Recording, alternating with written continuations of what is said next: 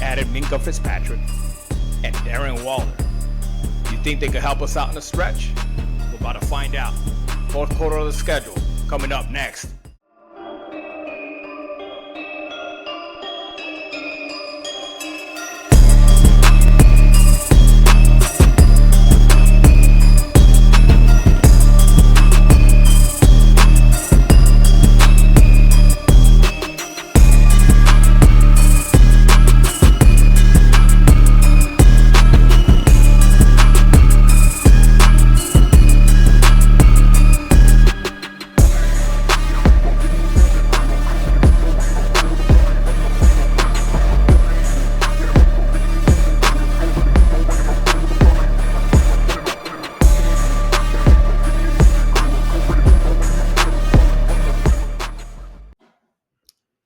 Fuck it, bro. So what's up? You had to take a shit or what? Dude, I just got home. I just got home, dude. It's all good. Hey, for everybody listening out there, welcome. We're already recording? Yeah, we're recording, dude. We're recording. You know what I mean? This is I'm going. We gotta go. So, hey, Danny D here, Jules with me. This is Outside the Pod. Welcome. Just to let y'all know, this is a re-recording because I couldn't post the last episode that we recorded in good faith and knowing that what had happened and it was going to be completely outdated, right? And knowing that, I just couldn't do it. So we're re-recording this. So that's the first thing that I want to bring up. The other thing I wanted to bring up today is that myself and Jules and the program hit 10 subscribers. Thank you very much. But yeah, we're getting there, man. Shoot. Hey, but again, like Jules was talking, right? He just got off of work. We got 9 to 5s or longer than that. Really, I got a 6:30 to 5. So, we ain't got that much time to be doing this stuff, but we do it just because we have fun with it. We like to talk football with each other. We live across the country from each other. So, this is our way of just kind of sharing our thoughts with one another and then with the rest of y'all. Cause I think, the more, the merrier. So anyway, a little bit of excitement, right? It's excitement. I don't know if it's like really that good, if it's really going to help us that much, but there's plenty of excitement though. Something's happened, right? Besides just like, mini camp, and OTAs. This is a little bit better than that. So, but yeah, we're going to touch on that. And then we're also going to cover the fourth quarter of the 2025 schedule. So, we're going to try to keep it brief and dynamic. We'll see. Yeah, hey, we're trying to keep these episodes short. But I know I don't want you guys falling asleep and cutting us out at 10 minutes in or even less. So anyway, to start, bro. So first, let's cover the news that we got. What was it, Monday? With Minkah Fitzpatrick. So we took Minkah and a fifth rounder, conditional fifth rounder for 2027. For Jalen, Jonnu, and a 2027 seventh round. So I just want to real quick say that like a lot of people on the internet, a lot of people that kind of do what we do better, I guess, or longer, they've been saying, hey, that's, a lot of them don't like it, especially with Jonnu Smith because he still wanted to be in Miami. So they're really butthurt about Jonnu Smith getting away. But I just want to say, and tell me what you think, $12 million is what Pittsburgh's going to pay him. No, thank you. And like I said, he was always a beneficiary of just a lack of production from our receivers. So what's up? What say you, Jules? Yeah, man. I guess good riddance. We're not paying that kind of money, especially when you've been however many years in the league, and then suddenly you have one very good year. Yeah, granted, it was a very good year, Yeah, but that doesn't mean that's a given when you have a track record, of not producing, you know, not to that not to that extent, right? In 2024. right. And so, so he doesn't get the benefit of the doubt that quickly. I would say if you get 2, 3 years under your belt and you're consistently doing what you did in 2024, then maybe, yeah, when you get that extension. But you can't come in and like command that kind of money. Right. So yeah, I mean, you're not getting it. I know you want to stay in Miami, fine, because you like the situation, right? You got people on the outside that are going to attract a lot of attention, and the middle is wide open. Yeah, you're gonna have good numbers, man. Exactly. That's exactly what I think, and that's So what I he told. he liked the situation here, Yeah. but you wanted to command more money or whatever. Then good riddance, man. Go play with freaking 450-year-old Aaron Rodgers. I don't care. You're probably not gonna see these numbers ever again. Me, whatever. Right. No, it is what it is. I don't hate Janu for it. He's trying to get his payday, but again, we're not. I don't think you're worth that much. Like the Steelers are paying you. Aaron Rodgers might make you look good as well. We'll see. We'll see. I mean, Aaron, we'll see, man. We're gonna put pressure on him when we come up, and we'll get there. We're gonna put pressure on Aaron, man. It ain't gonna be like last year. I'm telling you, it ain't gonna be like last year. Anyway, the second part of this, Darren Waller. Sorry, Darren Waller. He retired from New York, right? He had some health issues. He came out of a game and apparently he was like super sick, went to the hospital, and it kind of led him to retire and say, "Hey, I'm done." And there was some kind of, there was rumors out there that he wasn't feeling it anymore, right? So he left. He retired. So he's coming out of retirement and coming to Miami. I'm thinking, hopefully, I'm hoping, right, that he went and tried that life, right? I think he was doing some music. He married that freaking WNBA girl, I think, for a while. I think they broke up. And now he's probably like broken up, all that life kind of just made him, you know what? I kind of want to go to a more simple life again of just going to practice, playing some football, and making some more money. Because I'm pretty sure his music was probably terrible. I haven't listened to it, but it's probably terrible because I haven't heard it. So hopefully, I'm hoping that he's coming because he wants to play football. Yes, you'll get some money, but please come to play football, please. Don't be. This is my real fear, right? This is where I'm freaking very scared of. I'm gonna say 3 letters: OBJ.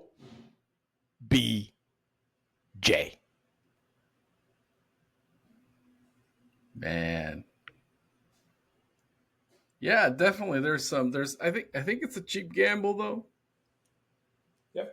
If we get anything near what Darren Waller was, especially with Oakland, right? Pro Yep. Bowler, 1,000 yards receiving, that kind of thing. If we get anything near to that, I'd be happy with it. I'm happy with it because there is that potential, and it's not $12 billion, right? Uh, and again, he's gonna have that luxury that John knew he had here in Miami, so he knew he was gonna, you know, be able to produce in on this team because of the firepower that we have potentially, right? This is all theoretically speaking, making sure that everyone's healthy and that kind of thing. Everyone is getting their targets. But you know, I think Darren Waller can, if he's healthy, I think he can put up some good numbers. I don't know about a 1,000-yard season, but I think he put up some good numbers. If we have Tua healthy and we have him healthy, I don't see any reason why he couldn't do well here. Yeah, and I really wouldn't want him to, right? I mean, not 1,000. I don't want him to bat 1,000 just because that means, again, our wide receivers ain't doing shit. Yeah. You know what I'm saying? Definitely so I want him to get somewhere in the 700 or something like that, where he's being productive, he's helping open holes to the big guys on the end. Well, smaller guys, I guess he's the big guy, but either way, he's helping that kind of materialize into a better passing game, into a better running game, just because he's a threat also, like Jonnu Smith was, right? And I think we could fix the running game and then get that going. So there's a lot of good things that we could cover here in deep dive with the additions of these guys. I'm not going to go into the picks too much because really it's boring. It's late round picks, conditional picks, whatever. Yeah, whatever. Like me and Jules both said, these guys came out cheap, really. Remember, Jalen Ramsey was gone regardless. Everybody's like, oh, Jalen Ramsey for freaking Minkah Fitzpatrick. Well, dude, and some people were like, Minkah Fitzpatrick's washed. I was like, dude, he's 28 years old, bro. He's younger than all these guys, right? Yeah, he's the best. Somebody said it on, I think, CBS Sports. CBS Sports. I can't remember who it was. I'm sorry if you're watching. If you're one of our 10 subscribers. But he said, the Dolphins got the best player out of the trade.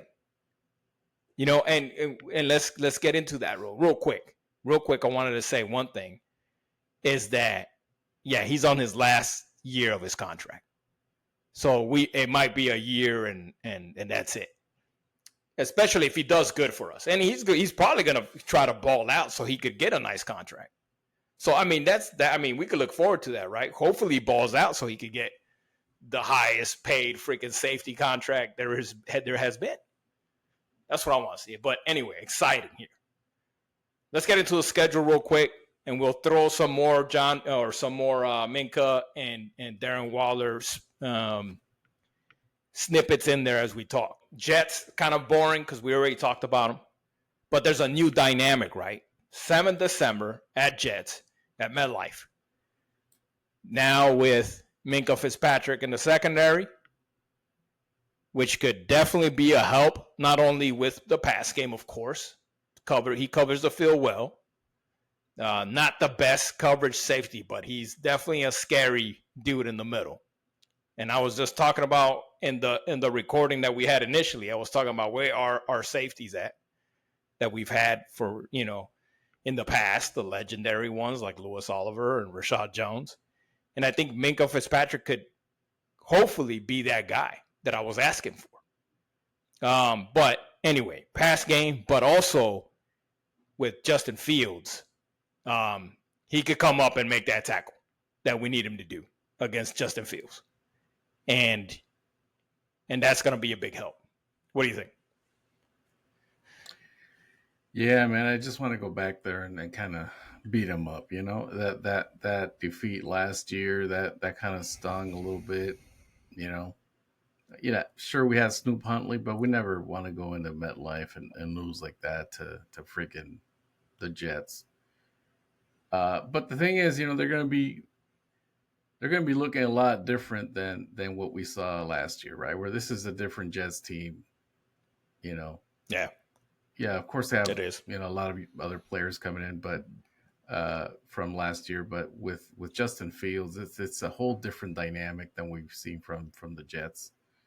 And he's had a lot of success with against us, but I think we can do better this time. We talked about it, as far as our first meeting with the Jets, we talked a little bit about that, but I just want to see us go in there and make a statement. This should be a statement game, kind of bring in that rivalry back to our side of the house and saying this is who we are. This is how we do, right? When we're healthy, we can beat you up, and I'm hoping to God we're healthy at this part of the schedule, because for sure. And we should win this one handily.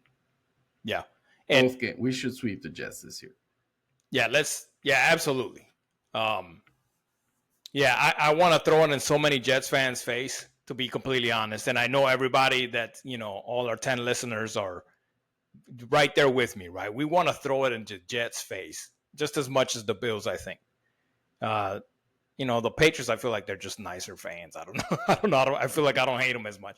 Maybe it's because my wife, likes the Patriots. So, I kind of tend to kind of back off of them a little bit. I can't believe that stuff is going on in your household, man. Yeah, I know. How are you allowing this? Yeah, I mean, I wanted her to like football in some way, and she took the Patriots. So it is what it is. Tom Brady freaking hooked her up, and now, that was that. Anyway, but I am interested to see what Weaver could do with Minkah Fitzpatrick, specifically for these games coming up. But yes, important, I think, for us to be healthy and for us to come and make a statement at this point of the schedule.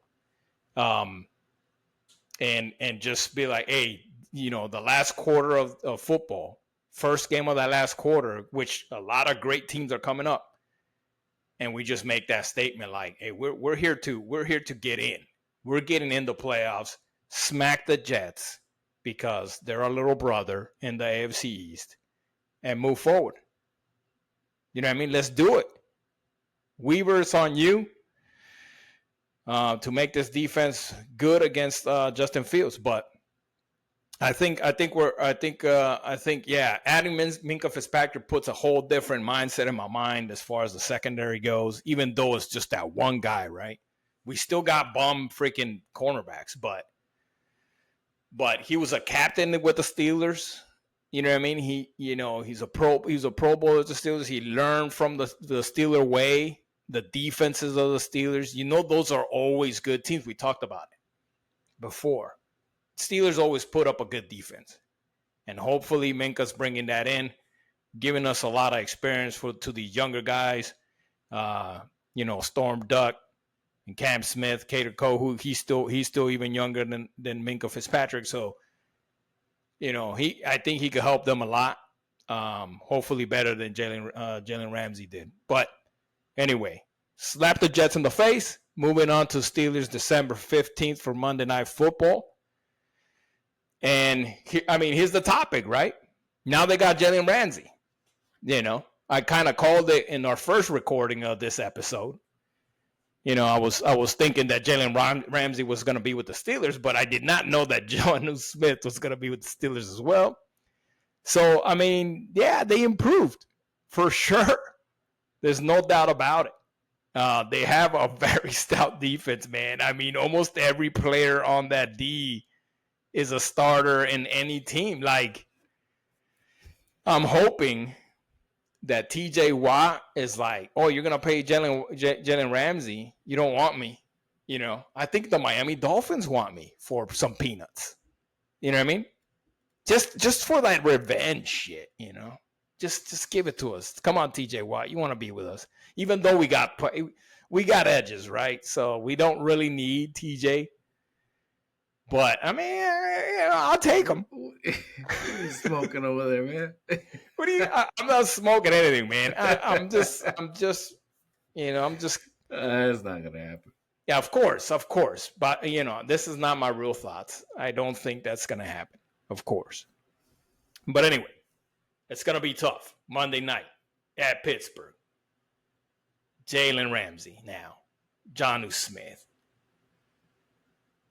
They got Elliott from us, who's apparently a freaking beast safety over there.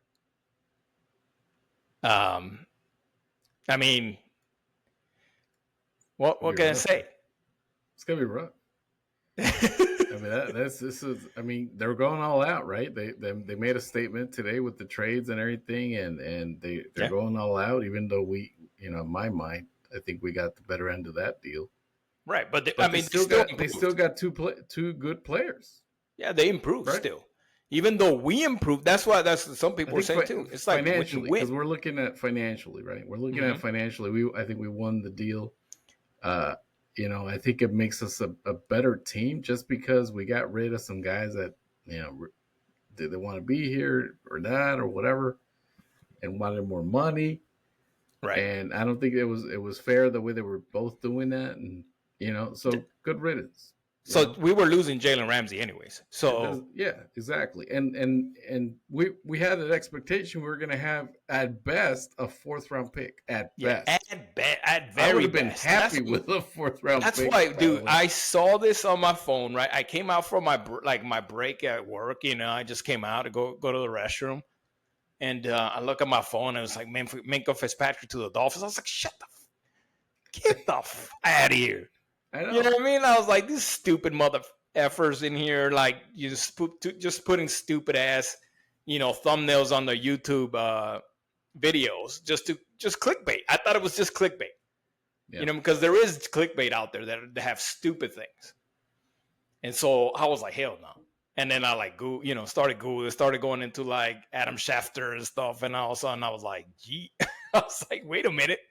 And it was a big surprise because like you just said, at most we were going to get a 4th for Jalen. And same thing for Jonnu. So we would have had a couple of picks, or actually less for Jonnu. We would have had a couple of picks out there for like 2027 freaking draft. Right. So we wouldn't see that. Huh? A 4th, a 5th, and a 7th maybe for both guys.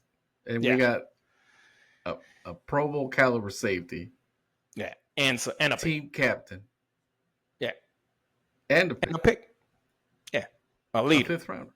So let's do it. We're gonna have trouble on both sides of the football for this game. We gotta play hard. And we got. I think our best bet, is to put freaking Aaron Rodgers on his back as much as we can. Just put him on his back as much as we can. So anyway, 21 December, Sunday Night Football. Another beast in the AFC North, the Cincinnati Bengals. So, shootout, man. Another shootout. Well-rounded team. It's got good players on the D. Not as good as the Steelers, and probably not as good as coach team as the Steelers are. But they're definitely a good team. I think we're pretty equal. Some people would say Cincinnati's probably better. I think Colin Cowherd would definitely shit on the Dolphins as many times as he can, and say that Cincinnati's going to whop them. But I don't believe that's true. Right? This is going to be in Miami, so we have a good advantage there. And then the Bengals are coming off Ravens, Bills, Ravens for those games before. So let's put them down in Miami. I think we can. They got a good receiving duel, and just as good as anybody, if not the best. If our guys are playing to their potential, we could meet them at the top, and I'm hoping that's the case, especially at this point in the schedule. And what you think about this game, Sunday Night Football in Miami? Yeah, right. Facing the AFC North back to back, and those two teams. Yeah, these are a couple of scary games here. And I feel a little bit better, right? Because now we got somebody to like sit back there and maybe kind of limit the big play. Yeah. From Joe Burrow. Yep. Yeah, this is scary offensively. We're probably gonna have to score somewhere around the 35 plus points in order to win this game, probably. Yeah. This is one of those 38-35 games. Right. Because we can only try to minimize the damage. We can try to get Joe Burrow on his back, but he's just so good against the blitz. He can make things happen, and he's not easily rattled, right? And so that to me is pretty scary. Yeah. He's cold-blooded. They can score a lot of points, but I think we can score against them, right? So it's going to be a shootout probably. And I think it's going to come down to whoever can make one or two good stops. Right. Right. Who can make a play on defense, make a good stop, and then that's whoever has the ball at the end wins. I'm gonna add as well. Kind of game. I'm gonna add as well that the running game is important to us for this game in particular, just because I think that's gonna be the defensive side on the Bengals is I guess I wouldn't say the weakness, but it's a little bit. I think we could exploit that. Like you said, we could score big points, but let's keep the ball away from Joe Burrow and get Devon Achane a good holes to run to, we'll see. I think we could soften them up with the run. So yeah, that's a good point. We need to eat some clock with the running game for sure. Yeah, moving on. 28 December. Back again at home against the Buccaneers. Baker Mayfield had a great season. He's doing well with the Buccaneers. I mean, he definitely grew into his own there. He's always been a serviceable quarterback before that, right? But he was bouncing throughout a couple of the teams, and started with the Browns and stuff. But now with the Bucs, yeah, he grew into his own. 41 TDs, 4,500 yards in 2024. Chris Godwin, Mike Evans, another powerful offense. And the defense is being where we exploit them. With the run, I think we keep the ball away from the offense again and score more points to win the game. So, still the cornerbacks is still a challenge for us. And with these kind of receivers, just like in Cincinnati, they could burn us. And Minkah Fitzpatrick, if he's playing at his best, is not going to be able to, he can't put it all on his back. He can't put the secondary on his back, right? He's an elite player. I think we could get him back to Pro Bowl with Weaver. And we'll see. But yeah, I think softening them up with the run and we're able to exploit their defense because again, they have a great offense, little lopsided on the defense. I think all these teams, between us, the Bengals, the Bucs,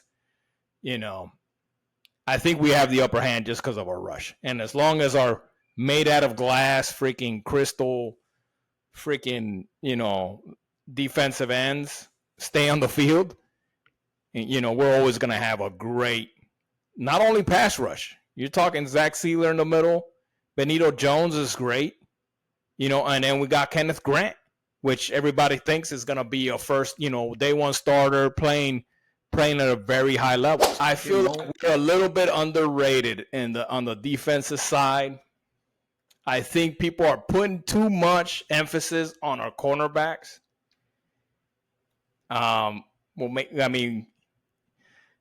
Rightly so, right? Rightly so, they are. Well, who are these fucking guys? Right? To quote Major League. Quote Major you look League. You look at the corner depth, right? You look at corner depth, and you go, "Who are these fucking guys?" Yeah. But you know what? This is what the Minkah trade brings to this defense, though, right? Not just his ability, but his ability to captain that secondary and make everybody else around him better. Play better, yeah. Right? Yeah. He goes into that defensive huddle and he's gonna be one of the captains. One of them, right? One of the captains of that defense, especially for that secondary. He's gonna do great for us, man. I hope so, right? But I think more so than his physical ability, his way that he plays, I think it's also the command of that secondary, the leadership in that secondary. Yeah. And this part of the schedule, man, you're facing Rodgers, Burrow, Mayfield back to back, and not to take anything away from Drake May coming up in the following week. I mean, we're gonna have to, these could be a few shootouts back to back, where we're gonna have to score a lot of points, right? Or potentially may have to score a lot of points. Yeah. Well, the AFC East games on this schedule are the easy games, or are the more winnable, the ones we should be winning. not only because of the AFC, because they're AFC East, and we want to make sure that we're on top of them in the standings, but also because they are the lesser of the teams, and we need to beat these guys. So the Pats in New England on January 4th, a little bit colder. Again, nothing too unbearable. This is not going to be Kansas City in the playoffs late in January, freaking freezing cold, negative whatever, freaking wind gust. It's not going to be that, but it's going to be pretty cold. They're going to need a little bit of warmth, and they need to compete. They need to compete. Again, Drake May's second year. I think he's a good quarterback, man. But I don't think that his second year is going to be his breakout year. I'm looking for him to be pretty good like the next year, where he's learned Josh McDaniels, and he's gotten more comfortable in the pocket, because he's got the tools, man. I was watching him, and I watched him last year because, like I said, the wifey likes the Patriots, so we watch the games together, and he's got the tools to be a pretty good quarterback. But I don't think it's going to be this coming up season where he's going to break out and just be a great quarterback, right? I think he could get there, but it could be third year, fourth year for him. And but again, they got Vrabel now. I think he's a great coach. He did great with the Titans. He's from not from New England, but he was from he was a prior New England. He played there. He was a Patriot. He won some Super Bowls.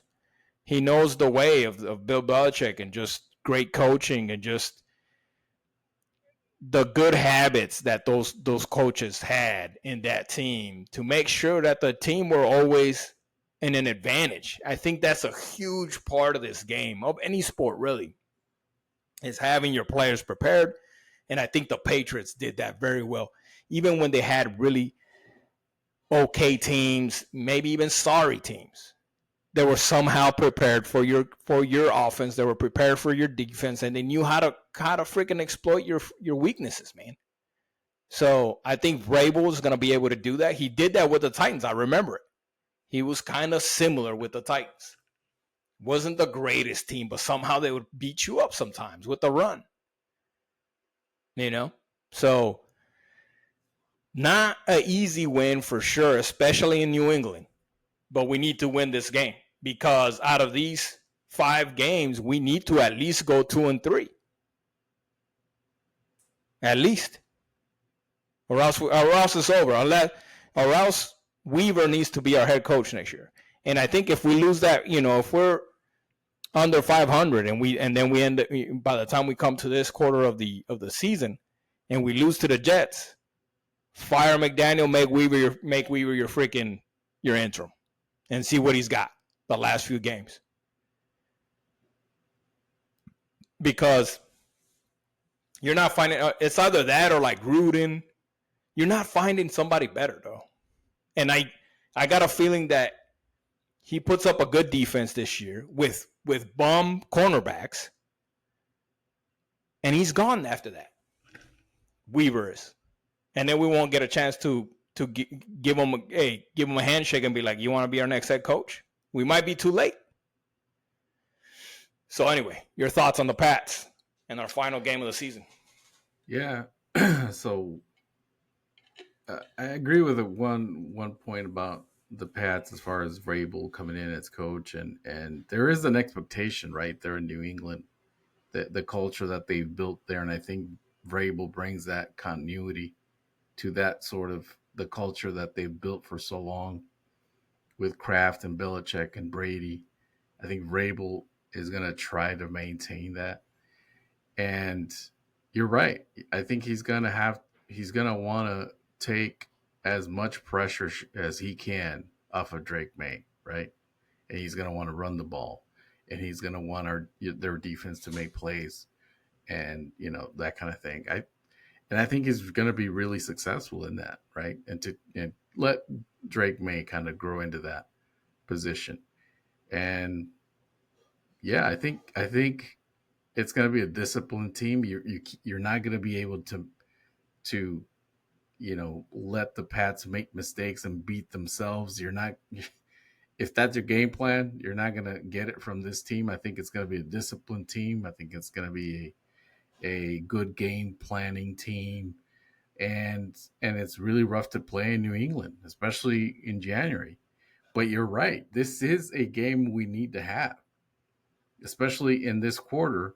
If you're coming in like we've talked about in the other recordings that we've had, if you're thinking you're coming into this quarter 7-5, and you go 2-3, that's another 9-8 season again, Might not and be we enough. probably miss the playoffs. It's not enough.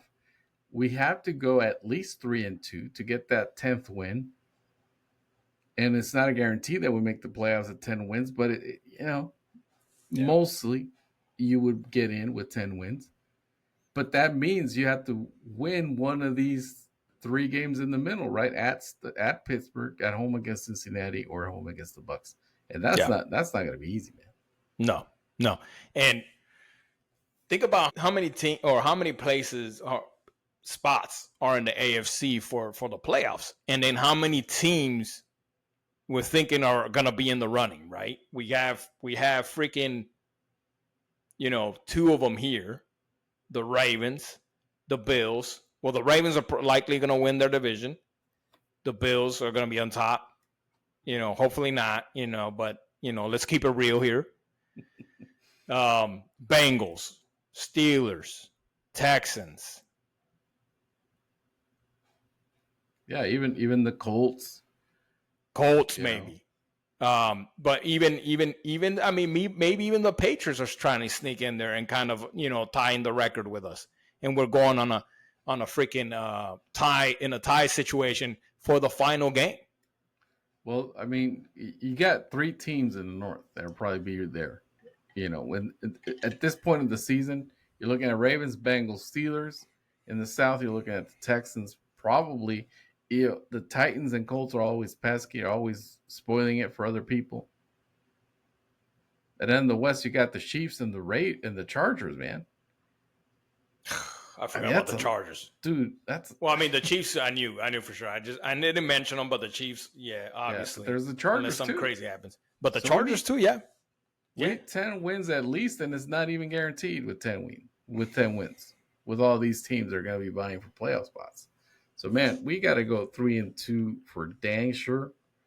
But again, that would mean winning one of these 3 tough games. Yeah. And probably spoiling it for one of them, right? Yeah.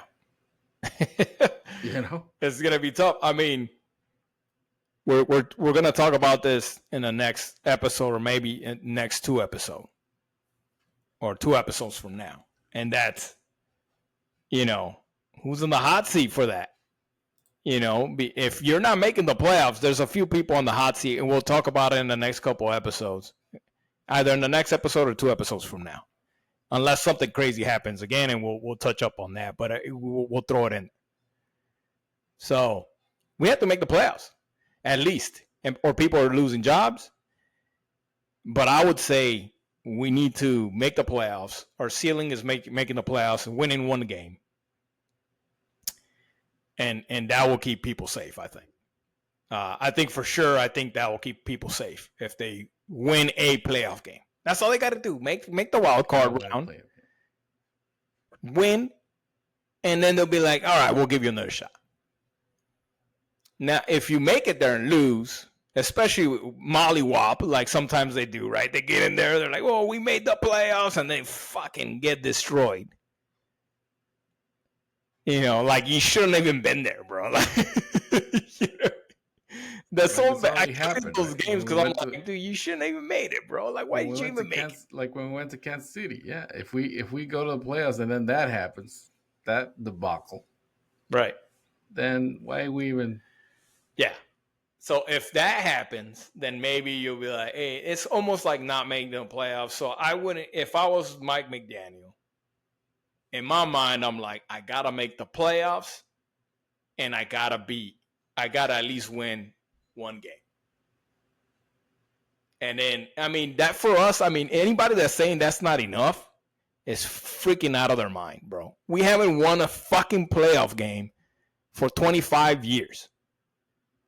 And you would say that's not enough? That's the best that we've done for 25 years if that happens. So, no, he keeps his job. Again, we'll touch up on hot seats, though, in the next couple of episodes. And then maybe throwing in a fun episode, we'll talk about that as well. But anywho, until then, I appreciate all 10 of y'all for listening.